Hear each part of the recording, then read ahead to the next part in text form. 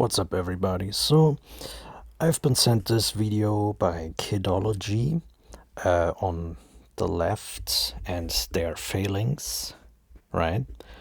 And I just want to kind of casually react or respond to it or to some segment of it, just for fun and because I think it's interesting what she has to say here. And yeah, and I specifically want to talk about or react to a section where she talks about like men and masculinity and how the left relates to that and all of that. So yeah, let's just hear what she has to say, right? Because of course you're gonna hear on my channel the man's rights perspective, right? You're gonna hear the pro-male perspective, and I have to weigh in on the situation because of course I have also my grievances with the left, right? I have also my grievances with the right. I think they're both anti-male. I think they're both misandric. But here's also the thing: what nobody really seems to understand here is that a lot of rhetoric surrounding male issues has been framed in this kind of vague thing like, oh, men are getting left behind or they're falling behind or they're like there's a crisis of masculinity and all of this stuff. Like they make it seem like this is like this passive phenomena that is like coming out of nowhere, right?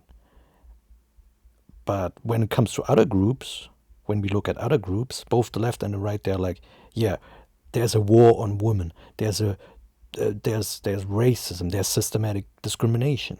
There's this and that, like active prejudice and discrimination. But when it comes to men and boys, there's like, oh, they're just falling behind, and there's they are for some reason in crisis and blah blah blah. Then all of a sudden, nobody talks about discrimination. Nobody talks about bias against men and boys. Nobody talks about systemic policies that are against men or prejudice against men, right? So yeah, this is what I find really interesting. But let us now listen to Kidology and what she has to say. Hello, editing me once again. Since the arrest of Andrew Tate, I have been thinking about this quite thoroughly. On Twitter and on YouTube, it is very apparent that the left doesn't know how to talk about masculinity, nor to give masculinity. Okay, here's already first mistake that I see right there. Can we just please, for the love of God, stop talking about masculinity? Like seriously, I cannot hear that word anymore. Okay? I hate that word masculinity actually. And you want to know why I hate that word masculinity? Because I want to talk about men. I want to talk about the issues that men face. I want to talk about men as human beings. Masculinity is some vague concept, and it's actually a prison, a gender role prison that has been constructed, right? Masculinity is a construct that is used to put men into a box. Like a man has to do this, a man has to do that, a man has to be like this, a man has to be like that. And both the left and the right have these concepts. And this is dehumanizing, actually. Like, imagine if we wouldn't talk about women, but we would talk about femininity constantly, right? That's why I cannot hear that word anymore. This concept or this word masculinity, like toxic masculinity or positive masculinity or whatever masculinity, the study of masculinities. Can we just talk about men as human beings? This is, I think, more productive. A positive voice. And I think this not knowing how to talk about masculinity stems from the fear, the very modern fear of masculinity among the left, particularly stemming from feminism and feminist rhetoric. And I wouldn't say fear, I would say prejudice, bias, and hatred even in many cases. And again, not just on the left. The right is also very misandric. That is just the case. Yeah, I mean, for example, I made a recent video about homelessness, right? And how homeless people are like being framed as these lazy drug addict bum types, right? And by capitalists and right wingers. But you need to understand that most homeless people are men, right?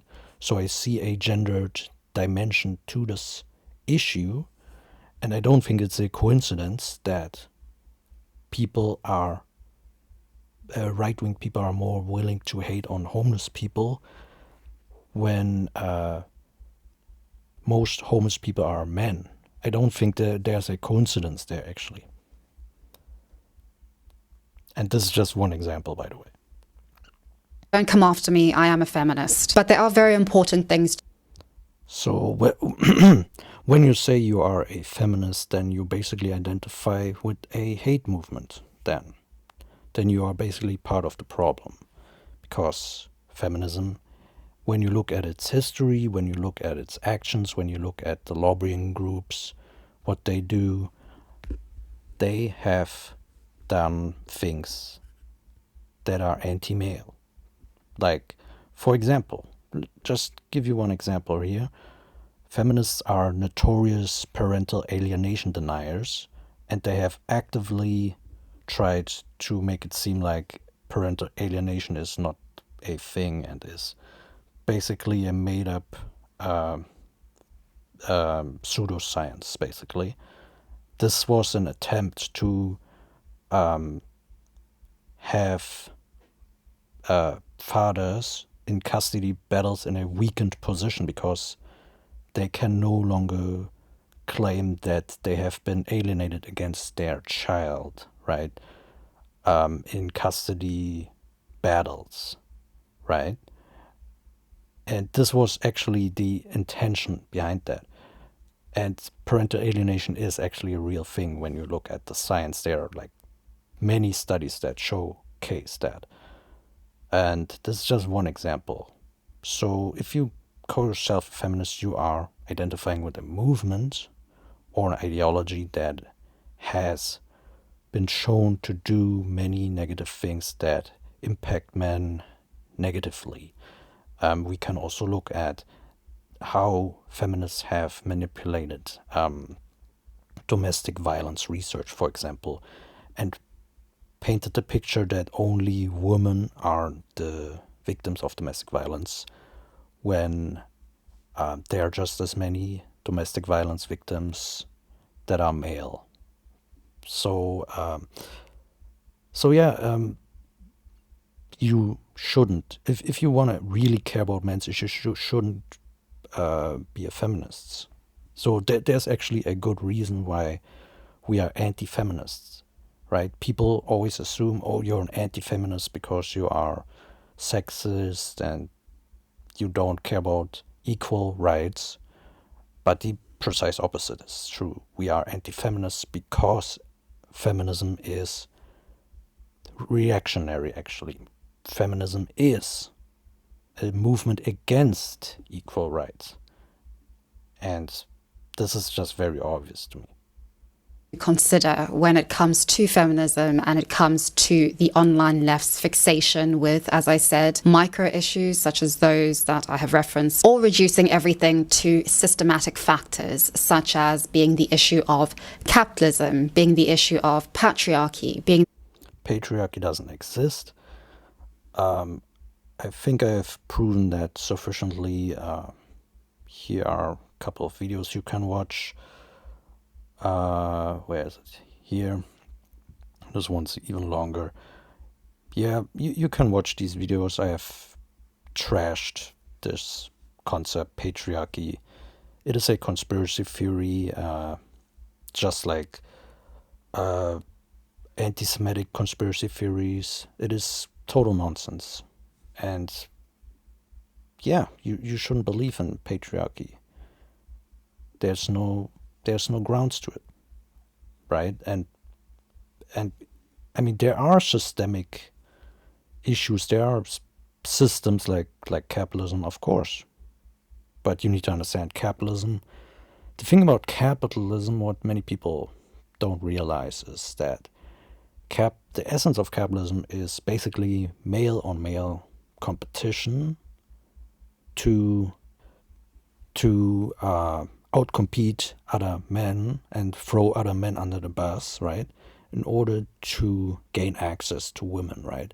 And women want to choose a higher status man, right? A man with better access to resources. And this is basically what capitalism is about, more or less. And women want to reap the benefits of the higher status men. They want to have the resources. They want to spend that money. Most personal spending decisions are done by women. There are statistics on that. I have shown these statistics in multiple videos. So, I mean, this is kind of what capitalism is, and capitalism has been shown to affect men negatively, disproportionately in many ways, actually. When we look, again, homelessness is a perfect example. Most homeless people are men, and capitalism has been shown to increase homelessness, for example, with financialization of the rental markets, increasing rents, right, which increases homelessness, unemployment, right, discrimination in the labor market, which also men suffer from. So there are systems that negatively affect people and negatively affect men. But what the left has not done is actually include men in the victim group, right? This is what has not been done, because they're prejudiced against men. They're not just neglecting men out of some weird, they're just forgetting about men or something. No, they're biased against men. Biased against men. That is very, very obvious to me. The issue of racism, things which are well and good in theoretical terms, but when it comes to individuals navigating their lives day to day nonchalantly, these theoretical terms and notions of systemic issues or micro issues are pretty inane. Contrary to the online left, the rhetoric of reactionaries or essentialist ideas about the world are very accessible. They're also pretty welcoming, and they address something that I think we can see most definitely with modern masculinity. Great neglect of men and modern men, and socializing and the socialization of modern men. Mutual respect for the concerns and issues surrounding and involving men. Tolerance and understanding for masculinity and men growing up in this world. It's like the framing of neglect is not really accurate, actually, because there's a systemic bias here. There's an active discrimination occurring against men. And I mean, you can look at my channel, right? Here's, for example, one where I looked at many experimental studies and showed that there is indeed a very, in many ways, bias against men and pro-female bias. This is definitely occurring. Right? And again, with the feminists suppressing the truth about battered husbands, right? And we can also look at something else. For example, documents at the international level, they frame sexual violence as an issue involving women and girls, excluding men from legal frameworks, right? For example, legal documents at the UN and all other um, international organizations, right? And this is like actively done. They're not just doing that out of nowhere, right? They're framing this very actively. As anxiety. Examples such as Andrew Tate are interesting instances of how reactionary politics can offer practical responses to the cost of living, to masculinity, to a society which fixates on appearances, on the physical, on sex, to globalization, to multiculturalism, especially for those who are increasingly being left behind and ignored, not just by society in general, but specifically by the left. Reactionary politics is very good at framing itself as being there in order to help people, as well. I mean, the thing with Andrew Tate is very simple. He's a con artist who is like cashing in on lonely and disenfranchised men. That is just what this is all about.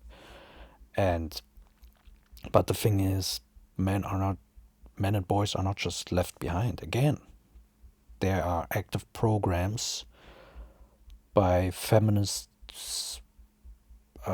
politicians and feminist advocacy groups, NGOs, activists, etc., being pushed, where women are favored, where resources go exclusively to women, and where men are being booted out. I mean, this is what's happening. And not just that. I mean, look at the whole incel debate, for example, or the whole incel framing on that, right? Incels are always framed as these violent mass murderers or potential violent mass murderers. Who is doing the framing? It is done by people like feminists, right? It is done by, it is actively done, right? There's active discrimination going on. Even though experts disagree on the violent threat posed by incels. For example, I've shown that in this video. Yeah. So, again, men and boys are being held back actively, right? There are teachers. There are studies that show that teachers are biased against boys, for example, and they mark them down even when they have the same work as girls, right? For example. So, and there's like Title IX complaints against men in college and universities. There's like a very anti-male climate in universities in general. Okay, there are instances of feminists preventing men's groups forming in universities, for example. I mean, I can't give you so many examples how men are being actively discriminated against.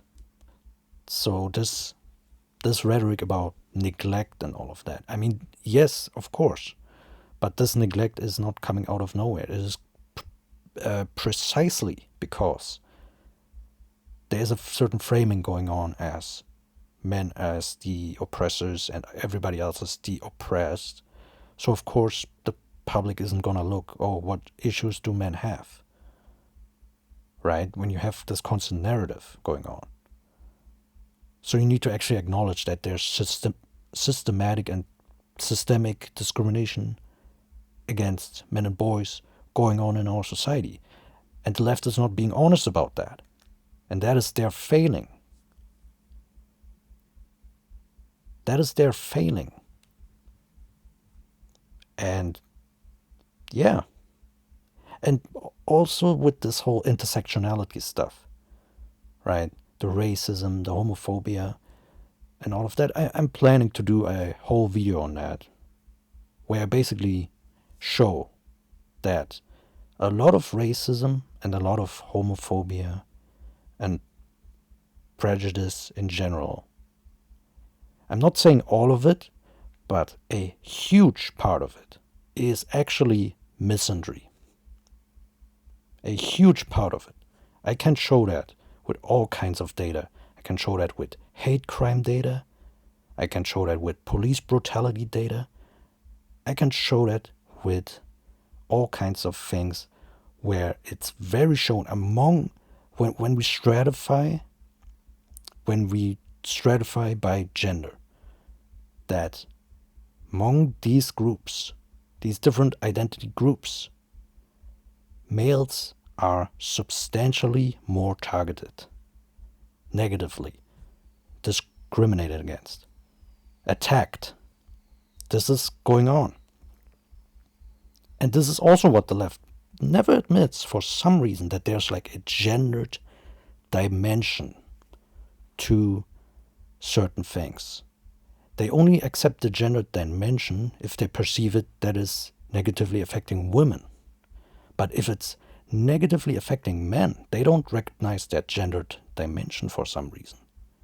When we see police brutality, they say, okay, the racist dimension. And that is true, of course, I would never deny that. But they don't say, okay, but police brutality is actually mainly against men when we look at the data. Most victims of police brutality are men across the racial groups, across the ethnicities. So there's clearly a misandric dimension to this. Why does the left never talk about this? Why is this? But again, I will do an extra video on this. I will show this. I have so many sources on this.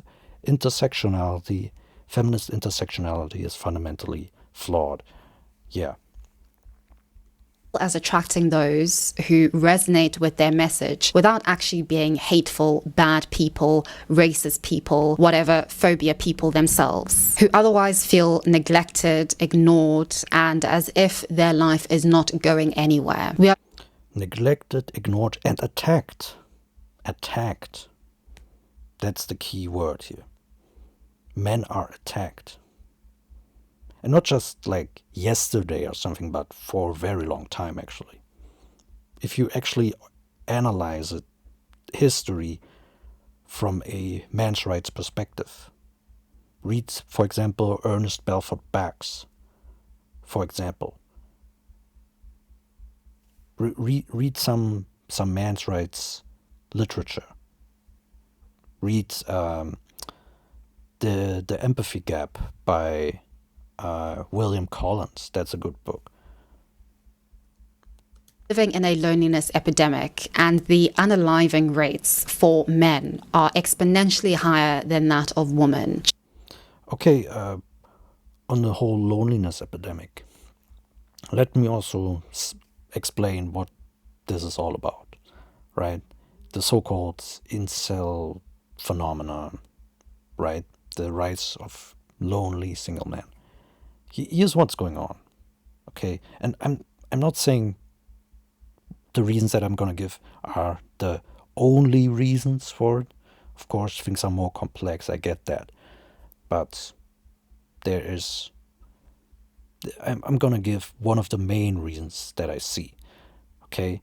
So status for men is declining, okay? Status of especially young men is declining. Okay, why is this the case? Because they're being held back in the education system. Because the education system, as I have explained earlier, is biased against men, discriminates against men and boys. That is very obvious. Okay, the evidence on that is just overwhelming. Okay, So yeah, this results in men not having higher status, higher access to resources, because you need to have an education, an educational background in order to have a high paying job and prospects to attain resources, right? And women, on the other hand, they are entering the universities, and but they also want a high status man, right, who has access to resources. And I know the left likes to deny hypergamy, but hypergamy is true. There are multiple studies showing that it is the case that women want or prefer a man with a higher status, with a higher educational background, with a better access to resources than themselves. That is just the case. You can deny that all you want. And this is one of those bitter truths that the left never touches, because, again, like every other political movement, like the right, like the middle, like the left, they worship women. They would never admit any what they perceive as negative about women, even though hypergamy is not negative in itself, right? But it's part of human nature. But they would never admit that. So yeah, what this situation creates is basically many men, increasingly many men, are not meeting the high standards that women want, right? So, and that's basically what's going on. And of course, there is also this issue with social media and women having just unlimited access, so to speak, towards to high status men, right?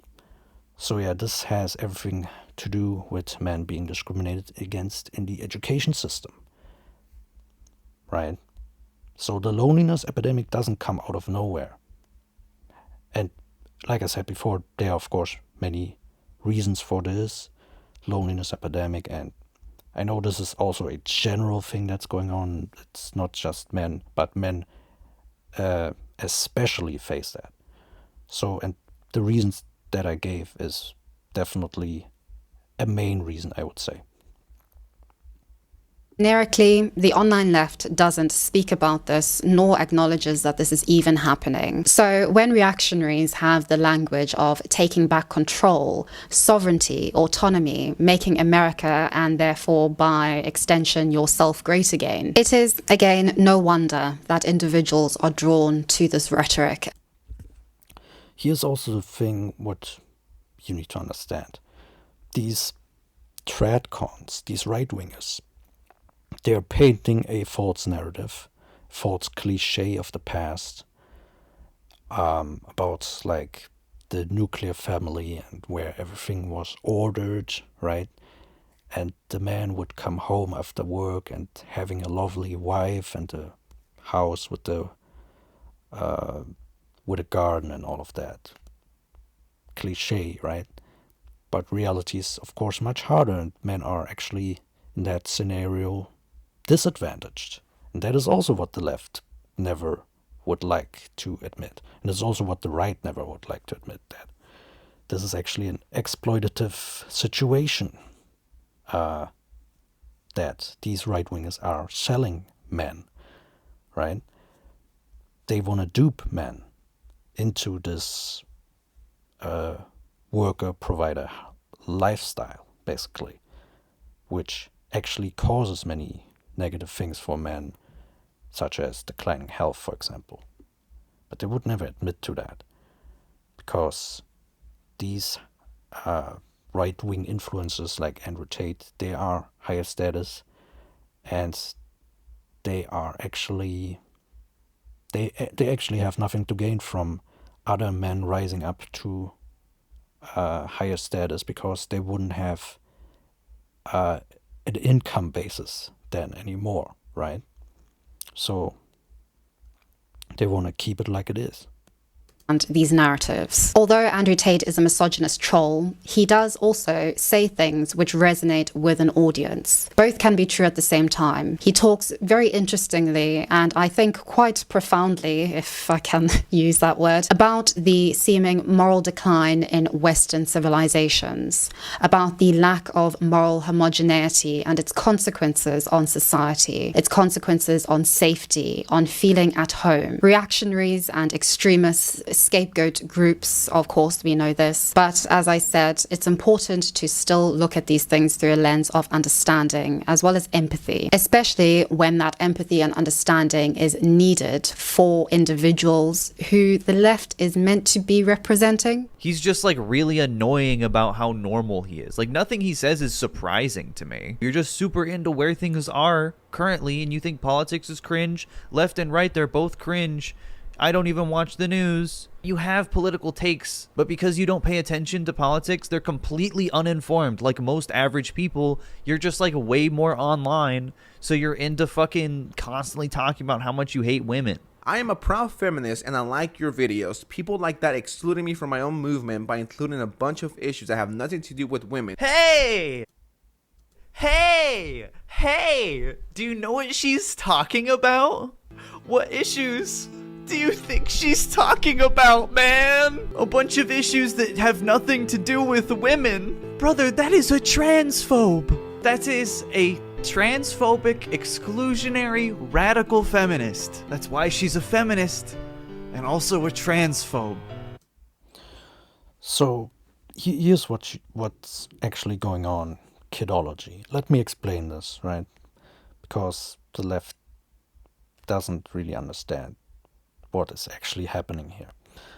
So first of all, this person is a male feminist. So the thing about male feminists is basically that they have internalized misandry.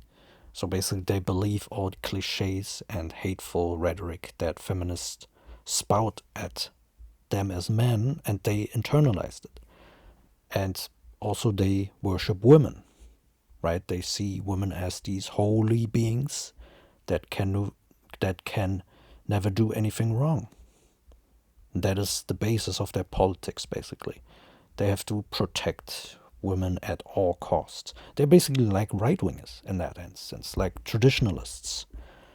And the thing about TERFs, or transphobic, trans-exclusionary radical feminists, here's what's going on with them, right? Let me show you something. Okay, there's a Vox article. It says the rise of anti-trans radical feminists, known as TERFs, trans-exclusionary radical feminist groups, are working with conservatives to push their anti-trans agenda. Okay, keep that in mind with working with conservatives, because this actually explains many things, right? Let me read you this from this article. Groups like Wolf are commonly referred to as trans-exclusionary radical feminists or TERFs. They alternate among several theories that all claim that trans women are really men who are the ultimate oppressors of women.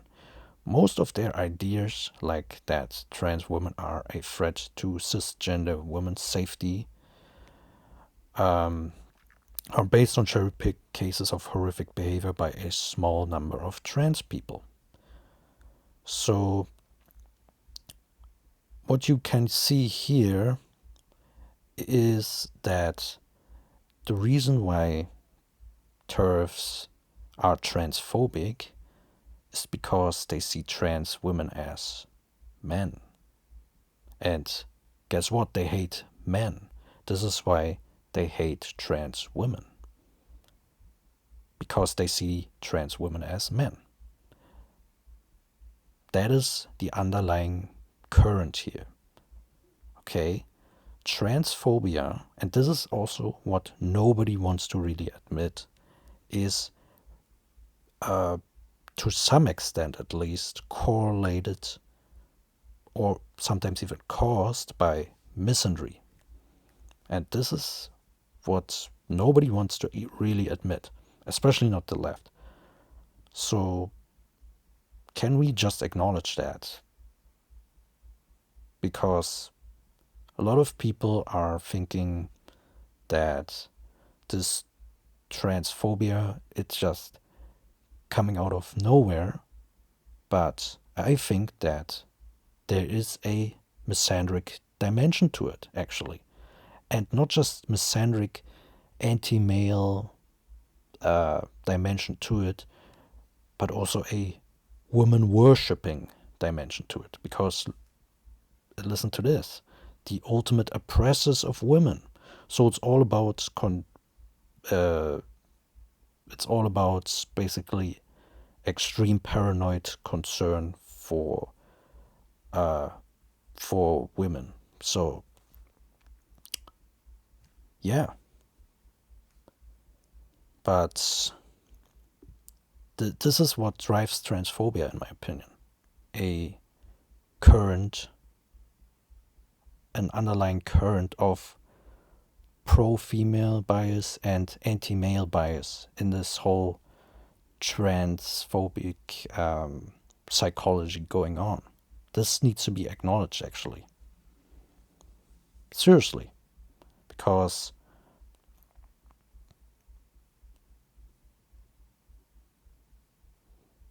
here, listen to this subtitle. TERFs treat trans women as predators and trans men as victims of the patriarchy. So this has everything to do with feminist hatred against men, right?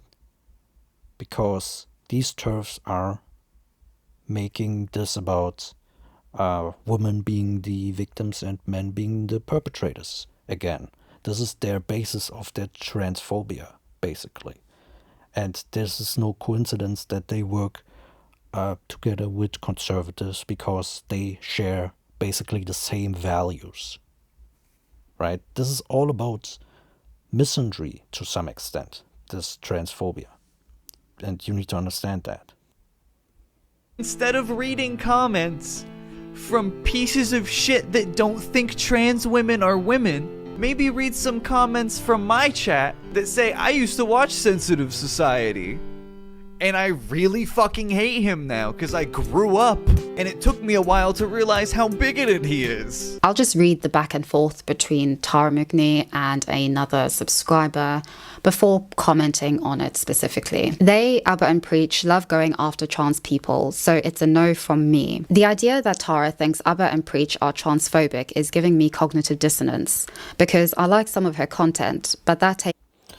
So yeah, I think we can stop this video right now, because it kind of leaves the men's discussion right now and talks about Abba and Preach, and yeah, I think the rest of the video is interesting, but yeah, the overall video that she made here is interesting. But again, she should distance herself from feminism, I think, because feminism is a hate movement. And again, if you don't believe me, watch the videos on my channel where I show this, and it's actually very obvious to me. It's, yeah, I mean, some of these quotes, right? Those are the people that are in the feminist movement, right? And this is not an isolated quote. I mean, seriously. This is what feminism is. Anti-male hatred. So yeah, I think that Kidology is actually a very smart person. So I hope that she will understand that feminism is a hate movement, and that she needs, and the left in general needs, to be more on the pro-male side, finally, because men are discriminated against, and that needs to be acknowledged and recognized. And I actually will make what you might think is an extreme statement, but I actually think men and boys are the most discriminated against group in our society, and the most disadvantaged in our society. I think that the evidence shows that very clearly, actually. And the left, if it wants to be on the side of downtrodden and working class people and all of that, then there should actually be nothing that hinders them from becoming men's rights activists, right? And being anti-feminists.